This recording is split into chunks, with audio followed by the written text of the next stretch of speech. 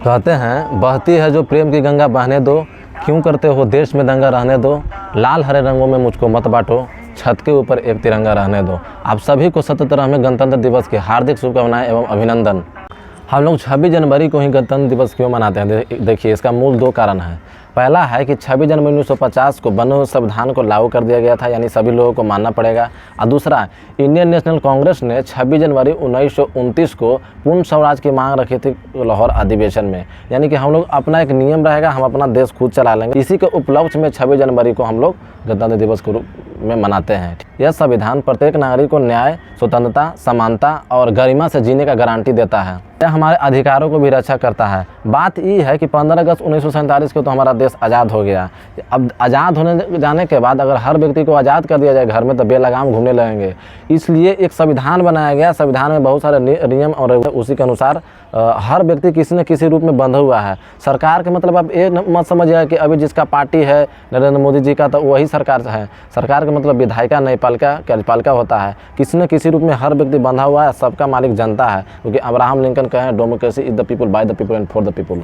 सभी स्वतंत्रता सेनानियों, संविधान निर्माताओं एवं देश को वीरों को सत सत नमन, जिन्होंने हम जैसे आम नागरिकों को भारत जैसे देश में स्वतंत्र जीवन जीने एवं लोकतांत्रिक देश में रहने का मौका दिए हैं। 26 जनवरी को झंडा राष्ट्रपति फहराते हैं, यानी झंडा तोलन होता है। झंडा पहले से ऊपर बंधा हुआ रहता है, सिर्फ रस्सी के थ्रू खोला जाता है और बांध दिया जाता है। और 15 अगस्त को झंडा जो है नीचे से ऊपर की ओर जाता है और फिर खोला जाता है, जिसको ध्वजारोहण कहते हैं। सिर्फ झंडा फहराने से और जलेबी खा लेने से गणतंत्र दिवस समाप्त नहीं हो जाता है भाई। हम जैसे युवा को देश के विकास के बारे में सोचना पड़ेगा।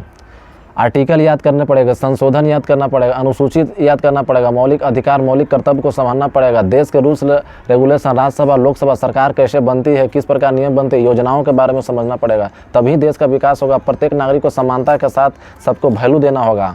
लेकिन भारत में जाति है कि जाति ही नहीं है। भारत में जातिवाद सबसे ज़्यादा कास्टिज्म है। 26 जनवरी 1950 को देश के प्रथम राष्ट्रपति डॉक्टर राजेंद्र प्रसाद के द्वारा 21 तोपों के सलामी के साथ झंडा तोलन कर पूरी दुनिया में साबित कर दिया कि भारत एक पूर्ण गणतंत्र देश बन चुका है। तो 14 दिन बैठक हुआ था, 284 सदस्य थे।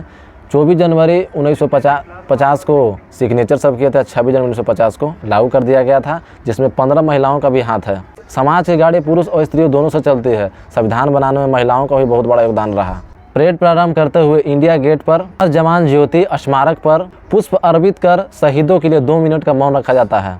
विभिन्न राज्यों के प्रदर्शनी भारत का सैन्य शक्ति एवं शक्ति का प्रदर्शन किया जाता है कि भारत के पास कितना ताकत है। इसके युवाओं को मैं यही संदेश देना चाहता हूँ कि पढ़ाई के साथ साथ आप राजनीतिक में भी कूदने का प्रयास करिए। अंतिम में मैं यही कहूँगा कि आज के युवाओं को जो रंगदारी वाला स्टेटस लगा के चलते हैं, उनको मैं कहना चाहता हूँ कि रंगदारी वाला स्टेटस लगाने से रंगदार नहीं हो जाता है। दुनिया बहुत छोटा लगने लगता है जब आपको पीछे पुलिस और वकील पड़ जाता है। क्यों? क्योंकि भगत सिंह कहते थे कि बम और पिस्तौल से क्रांति नहीं आती है, क्रांति की तलवार विचारों की शान पर तेज होती है।